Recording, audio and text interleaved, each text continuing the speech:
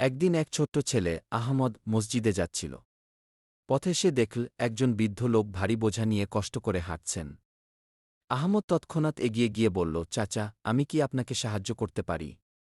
বৃদ্ধ লোকটি একটু অবাক হয়ে বললেন, তুমি তো ছোট, তুমি কিভাবে আমার এই ভারী বোঝা বহন করবে? আহমদ মিষ্টি হেসে বলল, রাসূলুল্লাহ শাহ বলেছেন, আমাদের সকলকে একে অপরের সাহায্য করতে হবে। আল্লাহ তায়ালা আমাদের সাহায্য করবেন গি। বৃদ্ধ লোকটি আহমদের কথা শুনে খুশি হয়ে গেলেন এবং তার সাহায্য গ্রহণ করলেন। আহমদ বৃদ্ধ লোকটির বোঝা নিয়ে তাকে বাড়ি পৌঁছে দিল। বৃদ্ধ লোকটি দোয়া করে বললেন, আল্লাহ তোমাকে ভালো রাখুক, বেটা গি। এই ঘটনার পর আহমদ বুঝতে পারল, ছোট হলেও মানুষের উপকার করা যায়।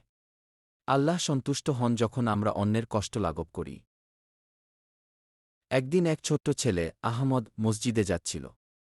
পথে সে দেখল একজন বৃদ্ধ লোক ভারী বোঝা নিয়ে